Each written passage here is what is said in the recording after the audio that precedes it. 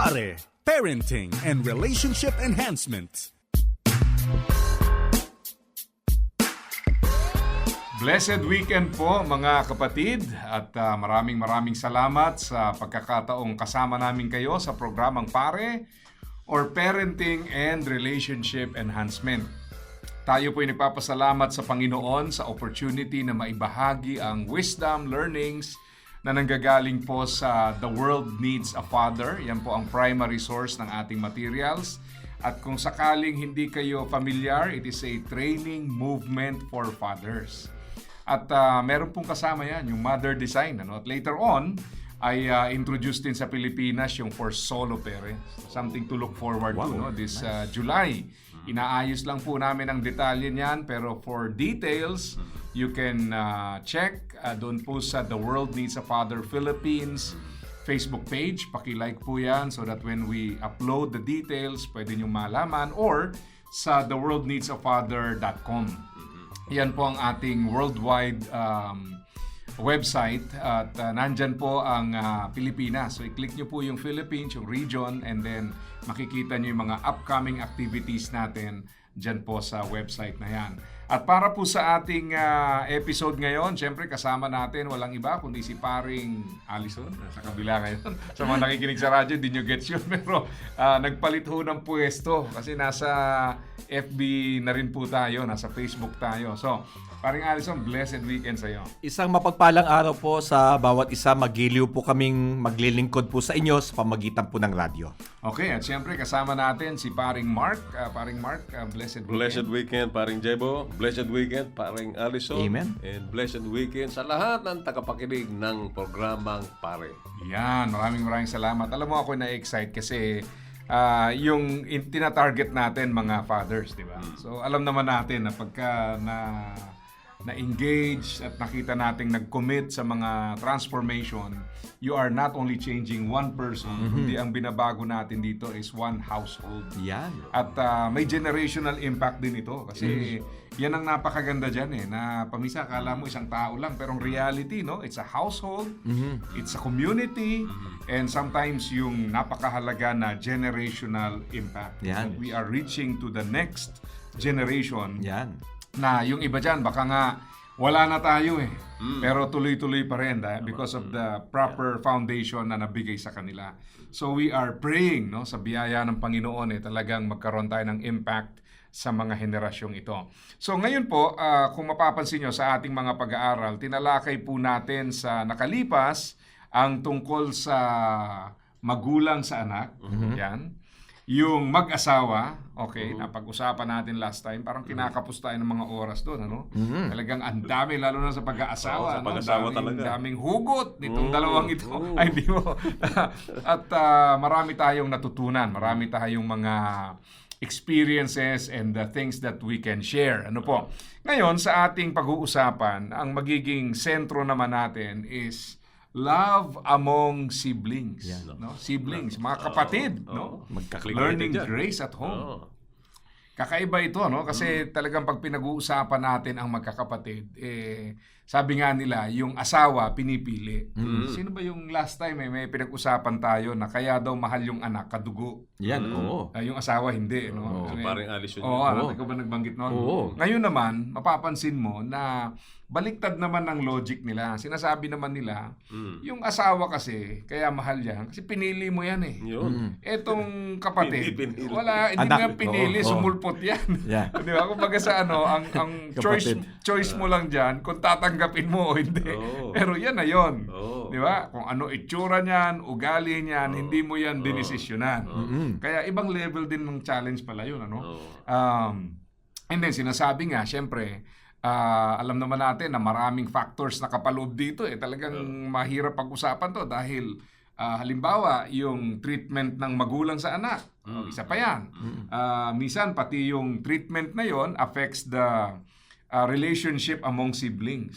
So, hindi necessarily, pag sinabi nating relationship among siblings, ang focus lang is ano yung interaction ng mga magkakapatid Kasi minsan yung interaction ng parents with the children affects the dynamics ng magkakapatid. Right. Kaya talagang malawak na usapan to. And then dagdag mo pa, syempre yung kanilang mga performance pagdating sa school, sa ministry, or whatever, no? It affects the dynamics. Plus the season. Yeah. Iba-ibang season yan. Kaya minsan may mga biruan di ba? Yung ito, panganay ito, ganitong responsibility at ugali as panganay. Ito naman, middle child. Ito ang ugali at ang kanyang pananaw as a middle child. And then yung bunso naman, paano siya ni-raise up bilang isang bunso. So, maraming factors to. In fact, meron kaming isang na-encounter na material that talks about the birth order. Ano ba yung ideal na maging mag-asawa? Alin yung hindi ideal? Meron pala gano'n, ano? Pag yun na pang-asawa mo, bunso ka, na pang-asawa mo, bunso din, may mga may mga epekto Of course, hindi naman yan parang conclusive agad na gano'n, ano? Pero sinasabi nila, kasi halimbawa, sanay ka na people decide for you, and then yung pang-asawa mo, ganun din, people decide for that person, tas kayo nagsama. So parang somehow, no? Kaya hindi naman natin sinasabi na walang pag-asa or mali iyon. Sinasabi lang natin, meron kasing mga stereotypes na dahil sa mga stereotypes na ito, misa nakatali na yung isip natin na ganito ang mangyayari. Hindi pa dyan natatapos. Idadagdag mo pa yung mga agawan ng lupa. Minsan nga may nagbibiro, no? Pagka daw Pasko, ano ba magandang ipalaro sa reunion? Yung iba agawan, di ba? Agawan ng lupa. Yan pa isa. May epekto rin yan sa dynamics ng relationship. So, in other words, we're talking about something na simple kung titingnan, pero very, very challenging, complicated in many ways, no? And nandiyan pa yung mga potential complications in the future. Kasi nga, hindi biro itong usaping ito So ngayon, pag-uusapan natin to. Kaya mahalaga yung topic, love among siblings. O tanong muna sa inyong dalawa. Para safe ako kasi kayo tatanungin ko. Hindi. Sa inyong karanasan, ano bang pinaka-challenging na aspeto ng pagmamahal sa kapatid? No, hindi yung kapatid sa Panginoon, kundi yung kapatid talaga natin. Ano yung pinaka-challenging aspect? I think ang pinaka-challenging aspect dyan is, di ba si Jesus nga, di ba, nung nasa mundo, meron siyang sinabi, di ba, dun sa hometown niya, di ba, a prophet is without honor in his hometown. Or in fact, yung kanyang mga kapatid, hindi siya tinatanggap, hindi siya nirespeto, hindi siya kinikilala. And I think that is similar sa ating mga kapatid, na may tendency na yung mga kapatid natin, parang wala silang, may tendency lang naman, yung parang wala silang respeto sa atin. Di ba? Kasi kilala nila tayo O noong araw naglalaro-laro lang kayo, napapatintero, di ba? Ganyan. Tapos ngayon, matanda ka na, parang ituturuan mo pa ako, di ba? Nung bata ka, ganyan ka Meron pa kang tendency na kung ikaw nakakababatang kapatid, ang tingin ng mas matandang kapatid, bata ka pa din. Hindi ka na tumanda. Hindi ka na tumanda. Kung ano yung pananaw niya nung malilit kayo, yung pa rin ang pananaw niya. So, hindi siya makakuha ng wisdom sa'yo, ng advice sa'yo. So, yun yung challenge talaga sa, minsan, mas madali pa nga maka-impluwensya sa hindi mo kamag-anak kaysa sa mga kamag-anak mo. Kasi lumaki kayo na sabay Para So, sa konteksto, paring Mark, bunso ka ba? Panganay ka? Middle child ka? Ako, pangalawa, middle child ako. Middle child. Marami akong dinaanan na hindi ito para dito. Hindi ito yung panahon. Confess ba ako sa'yo? Panawagan naman to. Pero totoo yan Totoo yan. Maganda yung sinabi mo na yan na paminsan parang hindi tayo tumatanda sa paningin ng ating mga kapatid. Ang isa pa nga nakakatawa pagka yung halimbawa naalala ko nung pag nagmamaneho na drive, pagka nag-aaral ka mag-drive, yung mga family members, hindi makatulog kasi kilala ka Pero pag sumakay sa labas, na walang kamalay-malay kung sa fixer dumaan yung pagkuha ng lisensya, ay tulog na tulog. So minsan, doon mo makikita na may mga times na yung pagkakilala, hindi nag-evolve. Kahit na sabihin mo nang nag-grow ka na, nag-develop ka na, you've changed. Pero sometimes may mga ganong aspeto. Sa'yo, paring Allison, ano naman ang karanasan mo? Sa akin naman, bilang konteksto, bunso ako at yung aking ama ay isang negosyante, may maliit kaming tindahan sa Sulu. So, ibig sabihin, twice a year ko lang siya nakakasama o twice a year lang namin siya nakakasama So having said that, yung discipline were coming from my older siblings. Okay. So with that, maintindihan mo na 7 kami, ako yung pampito. So isipin mo na 6 ang tatay ko. 6 ang nagdidisiplina. Wow. So medyo Dami mo disiplina nun. Oo, marami. Pero hindi halata. Ganun pa rin. Kinutulong pa rin, ano? So isipin mo yung ganung bagay, no? Kung babalikan mo yung mga panahon na yun, medyo mahirap din. Iba-iba kuminsan ang mga regulasyon, no? Iba-iba din yung mga kapamaraanan ng pagdidisiplina. So kaya medyo challenging din, I would say, sa part ko sa mga panahon yun nung lumalaki ako. Kaya when I had my family as well, yung firstborn ko, medyo malupit talaga, I would say, naging malupit talaga ako sa pagdidisiplina sapagkat nakuha ko yun eh. Hindi sa aking ama. Dahil ang aking tatay, dahil minsanan lang siyang makasama, ay talagang generous, mabait, ganyan. Pero yung disiplinang nakuha ko mula sa aking mga kapatid. Yung aking nanay, mabibig lang. Oo. Pero yung mga kapatid ko, may mabibig, pero may kasama talagang pananakit talaga. Kaya medyo may kaibahan, no, sa mga pangkaraniwang disiplinang mga naranasan ng iba. Yan, maraming salamat sa inyong mga pag-amin. Umpisa pa lang, no? Umpisa pa lang. Marami ng revelation. Pero ganyan talaga, no? Sinasabi natin to para makita nyo po that maraming ways to identify sa isa't isa. Talagang maraming mga challenges. Pero sabi nga hindi mo man pinili ang iyong kapatid, pero siya ang piniling maging kapatid mo. Pinili ng Panginoon. Yeah. And wala namang sitwasyon na hindi tayo pwedeng mag-grow eh. Yeah. Minsan ang tendency lang kasi we don't take responsibility, parang laging sinisisi, si ano kasi, si ganyan kasi. Pag lagi ho tayo nagtuturo sa iba, talagang hindi tayo mag-grow. So ang layunin natin dito is not to blame our siblings, not to point finger sa iba or sirain yung baka nga namamayapa na yung relasyon nyo, mag-away pa kayo dahil sa pakikinig dito. Hindi po. Ang goal natin dito is to understand yung dynamics ng relationships and how to address them biblically at paano natin mareresolve. Kasi ultimately, kahit naman sabihin mong maganda yung samahan, kung hindi ka rin nag-decide na maging responsable, no? Hindi ka rin mag-grow eh. Sa kabilang banda, kahit sabihin mong napakahirap ng inyong pinagdaanan, pero nasa mga response mo sa mga sitwasyong ito, nandun din ang paglago, no? Kaya mahalagang maunawaan natin to. So this is all about learning grace at home. So, tingnan natin. Ilang mga points ito, no? Una, why sibling relationship shape character? Bakit ba nakakahubog talaga ng pagkatao ito? Siguro ang isang aspeto rito, unahin ko na, kasi araw-araw mong kasama eh. No?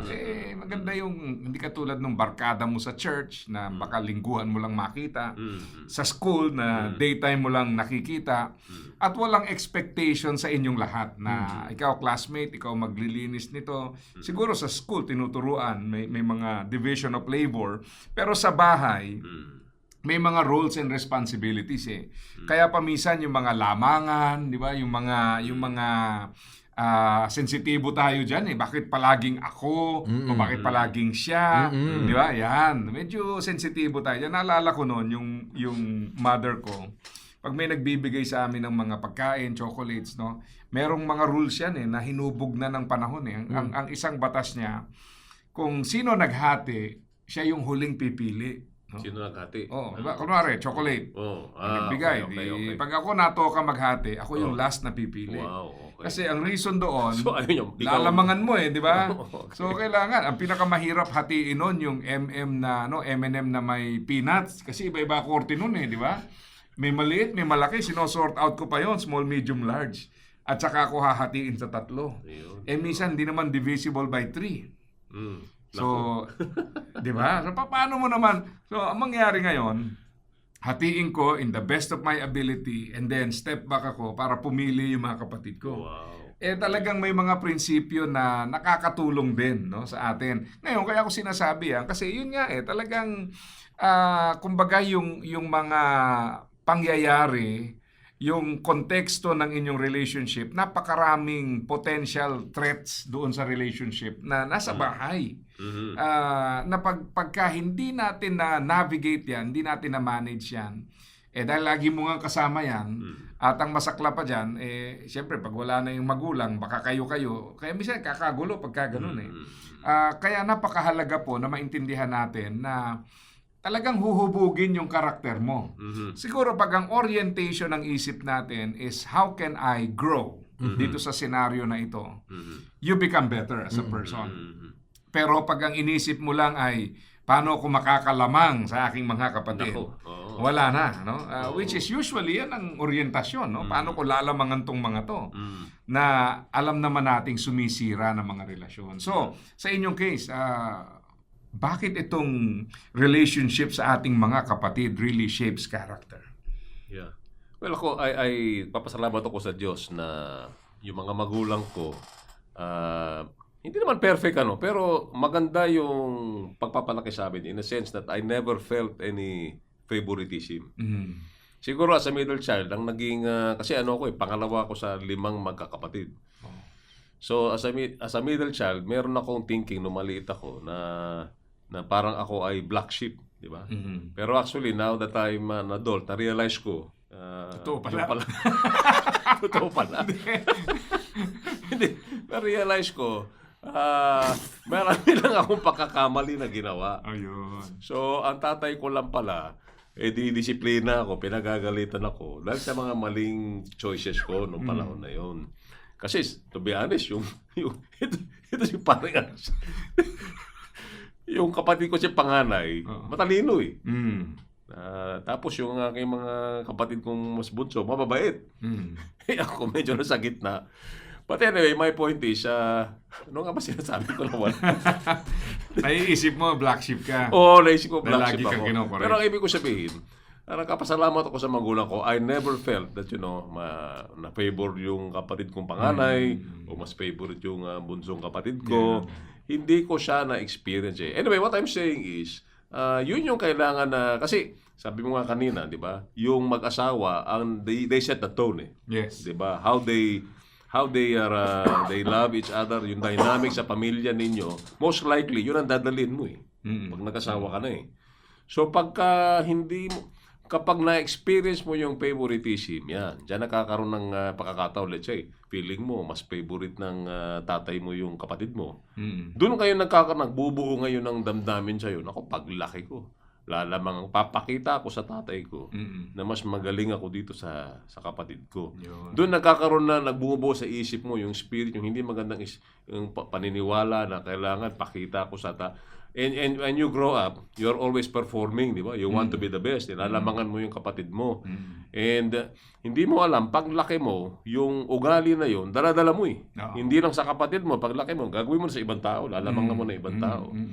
So, yun, I think, one thing that, isang bagay na bilang mga magulang na kailangan iiwasan natin, yung favoritism, di ba? Yung pinapakita natin that we are favoring isa sa mga anak natin over the other. Kasi talagang minsan akala nila it's just a parent and child thing, no? Pero ang reality nun, yung dynamics ng magkakapatid, affected yan eh. Talaga yan. Ano? At pamisan, pag meron ng samaan ng loob, ito pang masaklap dyan. Sabi nga nila, lahat ng kilos may meaning. Di ba? Kasi may history eh. So lahat ng mga galaw, kilos, favor, o kaya napagalitan, palaging meron na kagad na, kita mo na. Yan. Hindi katulad nung minsanang pagtatagpo. Walang ganun eh. Pero yung kapatid nga, dahil nga magkakasama kayo lumaki, para bang minsan may mga nabubuong hindi tamang kaisipan na pamisan, hinahanapan mo ng pruweba. Na marahil nga you're building a conclusion on the wrong basis na nakaka-harm sa relationship. Paring Alison, ikaw. Sa akin naman, habang pinag-uusapan natin to, na-realize ko na hindi pala madalas pag-usapan ang sibling rivalry or about sa mga magkakapatid o relationship. Hindi madalas pag-usapan to.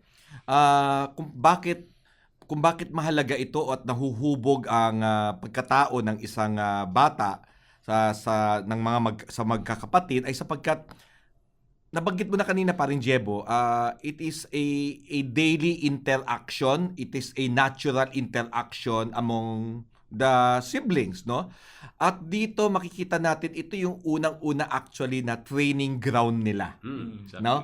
No, itong unang-unang kasi sa magulang madali eh, no? Ang magulang ko 'yan eh, di ba? You respect ganon. Pag napagalitan ka, tumatahimik ka. Pero kung ikaw yung panganay, ikaw yung unang pinanganak, ganon, tapos yung isa is mga 2 taon ng pagitan nyo, medyo hindi ka basta-basta papayag eh. May ganon eh. Kaya nga, dito, paano nahuhubog, natuturuan ka, binanggit kanina, example ni parang Jebo, sharing. Paano mag-share? Diba? Kung itong mga batang ito, mga anak natin ay naturuan natin, matututo rin sila paano mag-share sa ibang tao. Kung mismo sa kanila magkakapatid, hirap sila, paano na lamang yun, no? Ikalawa, yung tinatawag nating waiting, paghihintay. Di ba? Sa magkakapatid, may mga waiting time na siguro... Matagal maligo. Matagal isa lang ang CR, di ba? CR, Mga ganon. anim kayo. Oo. O kaya naman yung tinatawag natin nung panahon ko kasi, sapagkat ako'y bunso, mga damit ko nun, hand-me-down. Yun. Pamana. Pamana. Oo. So pag mga hand-me-down, natatatawa ka, baka may karanasan ka, paring Mark, no? Yung may hand-me-down ako Yung na, mga style pang Kastila pa. mga ganon. Bisan mahaba, Oo. na uso ng panahon ko, baston na eh. Oo, Di ba? bell So bottom. pupunta ako ng tailoring, papaputulan ko yun. Mga ganon ba? May time talaga, maganda yung pagkakaitim niya. Sabi ko, maganda to, pwedeng pamasok to, ibang klaseng tela eh, makintab eh. Tapos makintab, pwede uniforme, kulay puti ang damit, di okay na. Alam mo, nung naglalaro kami nung eskwela ko, second year high school ako, napunit. Alam mo yung nag-ano kami noon, para mga ninja or something, eskrima. Pag yuko ko, may narinig ako eh. Wala. Uwi Talaga. na. Paalam ako sa principal namin. Umuwi ako na mas maaga kasi talagang wala na eh. Bumigay Wala nang hindi makikita eh. So, alam mo yung ganung mga klaseng karanasan, you need to wait. Kasi, bakit waiting? Kasi, December lang ako nagkakaroon ng bagong damit, bagong pantalon, bagong sapatos. Wow. Kasi, pag December 24, ang tradisyon, bago damit mo. At lalaban ka agad yun kasi susuotin mo na naman yun ng December 31. Ayan, di ba? Sa mga may karanasan ganyan naman, kaway-kaway naman, di ba? So, yun yung karanasan ko, kaya I need to wait. Kaya sa akin, ang December, laging exciting yan. Kasi yun yung waiting time ko na magkakaroon lang ako ng bagong damit sa panahong yun. Other than that, hand-me-down. Hand-me-down. O, di ba? So, mga bagay na katulad ng compromise, katulad na mag-sharing ng pagkain, paano magko-compromise? Yung manok, di ba? Siyempre, iba naman pagkakahati-hati. Sa'yo yung tuka. Mga gano'n. So, kung ikaw yung kuya, di ba? Kaya nga yung kuya, lagi ang pagsabihan, learn how to share sa yung younger sister, mga ganyan, di ba? So, yun yung mga bagay na kailangan matutunan at yun din ang humuhubog actually sa atin. If we are only quick to understand this kind of situations, this will help us sa ating paglago. Ang nakikita lang kasi natin yung inconvenience sa panahong yon. Pero actually, kung yayakapin lang natin, if we learn to embrace it, of course, sino ba makakaisip nung kung 5 taon ka, 10 taon ka, di ba? Parang ang gusto mo lang makaisa eh. Pero sa pangmatagalan, as we are discussing this and the parents are being guided through these discussions that we're having right now, hopefully, no, ay sa mga may anak pang mas bata, matutulungan po tayo ng mga ganitong mga pagpapaliwanag. Oo. Alam mo, isa sa mga na-obserbahan ko, na yung season ng parents is very important. No? Meron kaming mga kausap and I think naranasan din namin to na halimbawa yung parents mo ay nandun pa lang sa stage na nag-establish pa lang ng buhay nila, ng business nila. Doon pinanganak yung panganay. So ang priority is kailangan maging stable muna tayo. So tipid-tipid muna, tipid-tipid. Tapos yung pangalawa, maaaring ganun din. Tapos by the time na stable na, meron kaming mga kakilala, sinasabi nga nila, dati kakain lang kami sa fast food pagka special occasion. Kasi wala talagang ang hirap ng buhay dahil nag-uumpisa pa lang. Pero ngayon, sabi niya, itong bunso, kahit araw-araw kumain kasi graduate na yung dalawa, graduate na yung malalaki, yung bunso na lang, tapos bukod sa yung bunso na lang ang pinag-aaral, established na yung kanilang hanapbuhay. So, talagang lahat ng ginhawa napunta na dun sa bunso. Sa bunso. Or paminsan baliktad.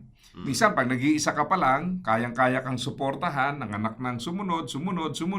So, hindi naman nag-improve yung sweldo. So, habang dumadami naman kayo, mas kumokonti ang resources na pinaghahatian. So, minsan, kung papanong sa iba, yung bunso ang nagbe-benefit, in that case naman, maaaring yung bunso naman ang medyo kinakapos. Yeah. So, kaya natin sinasabi to kasi kailangan din nating makita na may seasons tayo as children. Yung parents natin may mga seasons din. And sometimes, akala lang natin, yung bang lagi nilang kaya, laging sakto. I remember yung mga anak ko, kasi malaki yung age gap 15 saka 7. Nung araw, nung malit pa si Jigs, pag kumain kami, di bata pa si Bea, talagang kiddie meal, sakto na yon sa kanya. Yung isa naman, makikihati lang yon kay Mrs., kay Ice, no? Ngayon, mararamdaman mo na, talagang kumakain na, pagkakain, naghahanap pa ulit ng kakainin. Basta kumain. Sabi ko, kakakain lang natin, naghahanap na naman kakainin. So, ibig sabihin, habang tumatagal, yung basic needs nila, kagaya ng pagkain, lumalaki ang requirement para tugunan yan. Hindi naman palagi na yung kita o yung income, lumalaki din. So, it is something na kailangan, kaya natin inaaral din to for children to understand na ganyan at minsan hindi nyo rin naiisip sa mga anak, no? Minsan din nila naiisip na iba rin ang mindset ng parents. Minsan ang mindset ng parents is, ano ba priority? Yung gusto mong laruan o yung pag-aaral ng kapatid mo, di ba? Ano ba ang priority? Yung bagong damit o yung bagong kailangan niya para sa kanyang pag-aaral? Or ang mindset ng parents, hindi kami magtatagal. Kailangan meron kaming maipon para iwanan sa inyo, para may pag-aawayan kayong para meron kayo sa future. Ang feeling ng mga anak minsan, lalo na pag entitled, parang hindi nila nakikita kung ano yung nakikita ng parents. So it is very helpful to understand na may mga seasons yan. Kaya yung sinasabi nating comparison sometimes or favoritism, sometimes nai-interpret lang natin na ganon. Bakit si kuya binili ng ganito? Bakit ako ito lang gusto ko? Pero baka kasi kailangan ng kuya mo yon dahil merong season, no? Na talagang titipirin natin ng resources, hindi lahat kaya. So we're not saying no dahil hindi ka mahalaga, but we're saying yes sa pangangailangan ng isa dahil mas immediate ito. No? So yung mga ganun ba na sometimes children really need to understand yung differences ng season at saka yung siyempre yung mindset ng parents. Iniisip nila is retirement. Dagdag mo pa may mga changes din di ba? Halimbawa, yung midlife crisis na pinag-aaralan natin, siguro hapyawan din natin yon plus yung retirement, no, na iniisip din ng parents. Okay lang, panahon na lang, magre-retire na ako. So, akala ng mga anak ko, laging ganito. Pero ang totoo niyan, as a parent, kino-compute mo na. Kung in 5 years time, magre-retire ako, do we have enough na papano? Wala minsan yung mga anak, they only see yung side nila, but they never really see kung ano yung what's going on sa mga parents. So it's important na makita natin yan. So puntahan muna natin yung midlife, no? Kasi ito talaga parte ito ng inaaral natin sa every season counts, no? So basically pag sinabi ho nating midlife or midlife crisis, halos lahat ng lalaki dumadaan dito, no? Halos lahat, iba-iba lang yung impact. Now, ako natutuwa kasi nung pumasok tayo sa The World Needs a Father, nakilala ko si Pastor Cassie, na paliwanag niya ito eh. Yung father ko also explained this to me. In fact, binigyan din akong libro. Pero in-explain ko sa misis ko. Sabi ko, may pagdadaanan akong season and I think nagsisimula na that may mga changes. Unawain mo ko. Kasi bakit? Ano yung mga feelings doon? Minsan, yung kung dati parang ang goal mo is success-oriented ka eh. Ito naman yung shift from success to significance eh. So ang tanong mo dati, gusto ko to. Later on, ang hinahanap mo na stability. Later on, ang hinahanap mo na, ano ngayon pag nakamtan ko to? So nagbabago. In fact, may mga cases ako na lumapit sa akin, bakit ganito yung anak ko, pastor? Binigyan namin ng bahay, 2 yung degree, stable dito.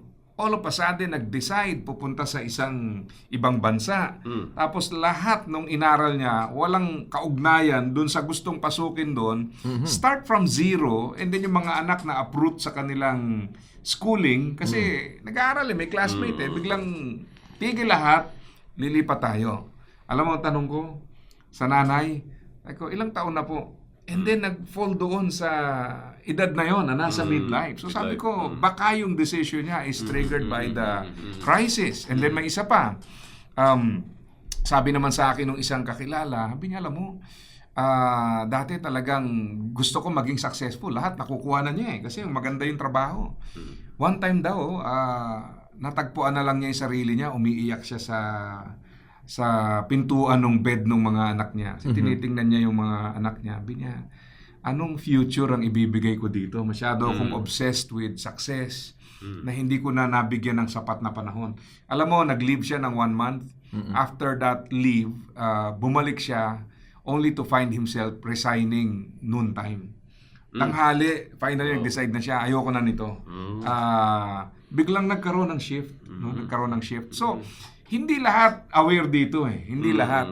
Kaya paminsan, akala natin, decision lang, pero yung pala, may pinagdadaanan tayong, na that triggers the decision. Sa mga babae, minsan yung hormonal imbalance, no?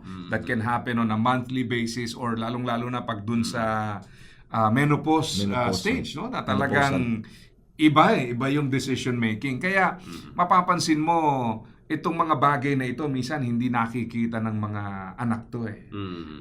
Yung level ng worry ng parents, yung what affects the mind of the parents, hindi nakikita ng mga bata. So I think dahil mga parents naman tayo, it would be helpful, no? Baka makarelate yung mga nakikinig because they also share the same experience. Or number 2, baka may anak dito na nakikinig na maybe you need this explanation, hindi ba? Or kung kayo mismo yung parent na dumadaan dito, so we can also help you navigate kasi pinagdaanan din namin di ba? So yun ang gusto natin. So kayo, what would you want to share, no? Having said that? Yun ang maganda yung nabanggit mo yan eh. Kaya nga, it takes maturity for you to understand. Kasi siguro nung bata ka, iniisip mo, na-neglect ka ng magulang mo, di ba? Or may favoritism sila, hindi ka napagbigyan, pero hindi mo alam, behind the scenes, meron palang dinadaanan yung mga magulang mo. So that's why, kung yun ang experience ninyo, di ba? Meron kang tampo, may sama ng loob ka sa mga magulang mo, I would advise, that you would extend also compassion to your parents. Kasi, siguro, it's possible na sila rin natututo rin sila eh. They're still learning the ropes, diba, how to become a parent. Tapos, aside from that, diba, parang nabanggit ni Parin Jebo, may dinadaanan sila. Financial crisis, emotionally, diba, they're going through a shift sa kanilang priority sa buhay. So, the idea is you need to extend compassion to them. And try to understand. In other words, ilalagay mo yung sarili mo sa lugar nila. You try to figure out, siguro nung panahon na yun, mahal ka naman nila eh. They want what is best for you. Pero because of the given situation, whether it's finances or whether they're going through something na emotional, hindi nila siguro nabigyan ng panahon, ikaw, in that sense. Because, in other words, you need to extend compassion towards them. And understand them. And more important, after extending compassion, ay patawarin mo sila. Diba? Kasi baka mamaya meron ko pang inaharbor na sama ng loob or bitterness sa tatay mo. Isip mo sa tatay mo, sa nanay mo. Itong nanay ko, may playing favorites, diba? Or kino-compare ako. And the idea is you forgive them, diba? Because I know, I really believe na mahal naman kayo ng magulang mo o mahal tayo ng mga magulang natin. It just they don't know how, or perhaps, meron silang mga dinadaanan nung panahon na yun when they were raising you up. Yan. Sa akin, naging maingat ako nung umabot ako sa panahong iyon, maybe about mga 41, 42 years old at that point. I was working in a corporate. I was earning, sabi ko nga, 6 digits, no? Kaya sabi ng mga kuya ko noon, kami nasa abroad kami, para kumita kami ng ganyan, nasa abroad kami, ikaw nasa Pilipinas ka lang, kasama mo si mama, ba't ka magre-resign? They would not understand. At yun yung time naman, nag-shift ako from corporate to a full-time ministry. So parang ang hirap intindihin yun eh. Parang, paano ka nakapag-desisyon ng ganyan? Kaya nung time na yon when I really had my decision, kausap ko ang wife ko, because we have our family devotion once a week. So what we had at that time, I remember vividly, was kunento ko sa kanila. Although yung youngest ko no, medyo mga bata pa, I think mga 6 pa siguro siya noon, 7. Pero kasama siya. I was open kasi malaki ang significance doon sa family eh. Isipin mo from a fixed salary na 15, 30, makakatanggap ka, biglang totally mawawala yun ng gano'n. So, cycle, mga perks natin, ganito yung mga nakasanayan natin, mawawala ito. Pero ito naman ang papalit because I've learned to embrace yung purpose and calling of God sa akin. At yun ang ginawa ko. But before deciding on that, I talked with them at may blessing. At naalala ko yung pinakahuling namin is naghawak-hawak kami ng kamay at parehas kami, lahat kami nananalangin. At yun ang isang napakagandang sitwasyon because I did not just decide on my own, we decided as a family. Kasi malaking significance eh, may epekto sa kanila yun eh, sa buong pamilya namin. Yeah. Ang halaga nun, kasi again, sa topic natin about relationship among siblings, mahalaga yung forgiveness, understanding. Kailangan makita natin, gusto ko yung word kanina, yung compassion eh. Kasi ibig sabihin nun is, inuunawa mo rin yung kabilang side eh. Yun eh.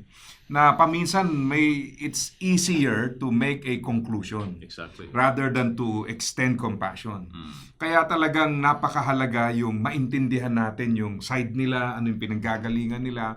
And some of these frictions hindi naman nag-ugat sa inyong magkakapatid. Minsan namana pa.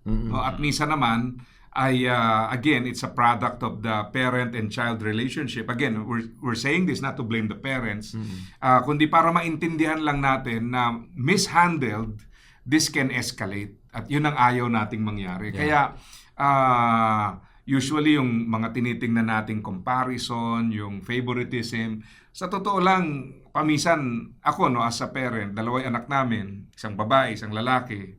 So obviously may difference na. Yung edad ang layo pa, no, 'di ba? Yung isa 15, isa 7. So magkaibang yan eh. Henerasyon 'yan, no? Dagdag mo pa, syempre magkaiba ng hilig. Parang it is easier to spend more time doon sa mas available. Kasi syempre yung isa mas nasa peer impact years, yung bunso naman. Kaya I always tell my daughters, anak, nung maliit ka, ganyan din naman. Kahit anong gawin ko rito sa isa, hindi naman naabutan yung naibuhos na sa'yo kasi laki ng gap niya eh. Pangalawa, ini-explain din namin na sometimes pag yung hilig nyo nag-a-align, you naturally draw to each other. No? Basketball, nag-gym ako, sabi nung anak, nung bunso, Daddy, ano bang ginagawa doon? Sama ako. So, yung may interest siya, dahil same gender kayo, may natural yung pagsasama ninyo. So again, not because of favoritism, but because of circumstances na nagdala sa inyo sa ganong sitwasyon. So siguro as parents, very important din that we explain this again and again sa ating mga anak. Yun nga, babalik tayo dun sa emotional bank account. That's right. Kailangan natin talaga yan, na consciously may deposit tayo sa kanila para alam nila na there's no such thing as favoritism. And then paminsan ang mahirap pa diyan, yung isa sabihin mo na mas successful kumpara dun sa isa, nandun sila sa season na Yes. yung isa medyo nagpe-fail, yung isa Yes. nagsasucceed, Yes. o kaya yung isa masunurin, yung isa matigas ang ulo because of the seasons. Tama. So again, yung paliwanag, yung pag-unawa, kailangan. Pero we always say, mga anak, you also need to understand your parents. Kasi kahit anong paliwanag nila sa inyo, pag hindi nyo inintindi yung pinanggagalingan nila, wala magkakaroon ng palaging pagdududa or maybe pag pumasok na yung sense of entitlement na dapat ako pangangailangan ko, then we have a problem. Kaya challenge po sa atin, no? Anong mga kailangan sa seasons na yan? Well, kinakailangan po natin ng forgiveness, definitely, no? Alam mo, natutunan ko dun sa Ten Commandments, honor your parents. No? Ang ganda pala ng impact, no? Nang sabi doon, not as long as they live, but as long as you live. So, ibig sabihin, kahit wala na sila, you still have the capacity to dishonor them or to honor them. Kaya yung mga anak, akala nyo, dahil nandyan yung parents, intact tayo. Pag wala na yan, bugbugan na tayo, no? Kanya-kanya, hindi po. Kailangan nating maunawaan as long as we live, no? We honor them. Kasi ibig sabihin yan ay sisikapin natin yung reconciliation, yung forgiveness, yung mutual support, lalong kinakailangan. I remember sharing this sa isang funeral, no, na parang feeling ko, kaya naging yun ang focus ko kasi parang nararamdaman ko na pag namatay na yung nanay doon ng pamilya, kasi yung pamilya na yun, matagal nang wala yung tatay, matatanda na sila. Feeling ko yun na lang yung nagbubuklod, no? So, yan ang naging discussion dun sa funeral. And I think it was received properly ng mga anak kasi nakita ko yung bang parang na-enlighten sila. And nung nawala yung nanay, hindi naman nauwi sa nagkagulo-gulo sila. They still lived in a way that would honor their parents. Kaya nire-resolve nila yung mga issues nila. And I think, coming from a parent, di ba? Para ma-establish yung good relationship sa mga siblings, it's good na, kasi we spend time, di ba, individually ng mga anak natin. Kasi tama nga si paring Jebo iba-iba yung personality nila, iba-iba yung age nila, and there's a possibility na kung yung gusto ng anak mo, parehas ng gusto mo, you spend more time with that child, di ba? So para to help them, di ba, para to learn each other, you should spend time with them individually. In other words, i-date mo yung mga anak mo. Di ba? I-date mo sila. And that will be the time also to explain your heart, di ba? So, saan ka nagagaling. Para maunawaan nila ikaw, di ba? Bakit ganun yung paraan mo? Sometimes, baka feeling kasi ng anak mo na itong particular na anak mo, pinapavor mo yung isa. And that's a time for you to explain, di ba? Hindi naman yun ang case, But because, siguro baka may, let's say perhaps may deficiency, may disability yung kapatid mong yun. And that is why you need to spend more time with sa anak mo yun, tuturuan siya. So, it's a good practice. Yun ang advice ko sa lahat ng mga magulang, di ba? Lahat ng mga tatay, na that you spend time individually with them. Kasi, kasi akala ng mga anak mo may pinefavor ka And by doing that, you also communicate na, alam mo, kailangan tulungan mo rin yung kapatid mo. Diba? Kasi doon mo tinuturo sila na para hindi sila mag-away-away. You need to help your brother. Ikaw yung panganay. Hindi dahil ikaw yung panganay, ikaw yung entitled. Kailangan i-serve mo din yung mga kapatid mo. Diba? Kasi ikaw nakakatanda Yung dinaanan mo na yung dinaanan nila You also need to serve them. So that's a time for you to encourage them also. To teach them, diba, how to relate sa mga kapatid nila. Yeah, napakaganda. So they understand that they are companions, not competitors. Kasi talaga naman minsan pagka matatanda na, no, at nababalikan nyo yung pinalo kayong sabay-sabay, tawanan no? Alam mo, sabi nga nung misis ko, tsaka nung hipag ko, itong magkapatid na, kasi malaking age gap ko doon sa bunso tas kaming dalawang lalaki. Pag nagkasama kayo, pinag-uusapan nyo, yun at yun din, tawa naman kayo ng tawa. Kumbaga, yung mga experience ng araw, hanggang ngayon may epekto to strengthen the relationship. So talagang napakaganda, no. It brings back memories from yung mga experiences nyo, yung mga early explorations ninyo. Yan, talagang ganyan, ano. Kaya nawa po ay nakatulong itong mga pinag-uusapan natin ngayon para lalong mabigyan natin ng diin ito. Tingnan natin po ang ating devotion sa pangunguna ni Paring Allison. Tayo po'y dumako sa atin pong pagbubulay-bulay muli ng salita ng Diyos. At magandang isipin at unawain po ang bagay na ito, no? Ang pamilya po ba natin ay isang lugar po ba na binanggit ni Paring Jebo kanina? Isa bang kompetisyon o lugar ng compassion? Kasi sa magkakapatid, hindi po naiiwasan, no, na napag-usapan po natin kanina that siblings, kuminsan kaya nga may term na siblings rivalry ay dahil po sa kuminsan may competition po. Sino mas magaling, sino mas maganda, sino mas gwapo, sino mas matalino. Ngunit maganda po makita na ang pamilya po natin nawa ay maging lugar ng isang compassion na meron pong pagtingin ng pagbibigay ng awa. Patatagpuan po ang talata mula po sa Romans chapter 12 verse 10. Romans chapter 12 verse 10. Love one another with brotherly affection. Outdo one another in showing honor. Ang salin po sa ang salita ng Diyos, mag-ibigan kayo bilang magkakapatid sa pagmamahalan. Mag-unahan kayo sa pagpaparangal sa isa't isa. Ang tinuturo po ditong pag-ibig ay may paggalang at may pagpapahalaga sa loob ng tahanan. Hindi po kailanman dapat mawala po ang paggalang at pagbibigay ng halaga sa bawat isa. Sapagkat ang pag-ibig po sa kapwa ay isang paraan din po ng pag-ibig po sa ating po pamilya. Hindi po pwede nating i-separate ang dalawa po ito. Kung tayo ay inuutusang magmahal sa kapwa, ay ganun din po nararapat ang ating pong pagmamahal sa loob po ng pamilya. At ganun din po sa mga magkakapatid. Tinatawag po tayo ng talata na magmahal hindi bilang obligasyon. Kuminsan, pag inuutos, no, ng magulang, parang naging responsibilidad mo na obligasyon ka. Panganay ka eh. Kaya kuminsan may mga panganay na parang, bakit ba ako naging panganay pa? Para bang naging iso? Parang ayaw niya na naging panganay siya. Parang naging burden pa sa kanya ang pagiging panganay. Hindi po obligasyon po dapat. Kung di may malasakit, may lambing, at pagiging malapit gaya ng tunay na magkakapatid sa loob ng pamilya.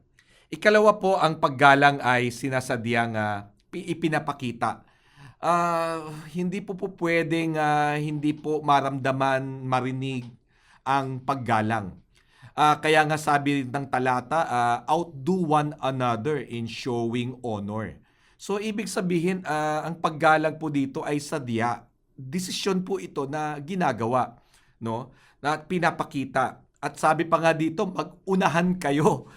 So, paano pa natin i-apply ba ito? Pag sinabing mag-unahan sa pagpaparangal, ay nangangahulugang aktibong pagpili na igagalang ang iba, hindi paghihintay ng igalang muna tayo. Kaya nga sabi po ng The Golden Rule, sabi,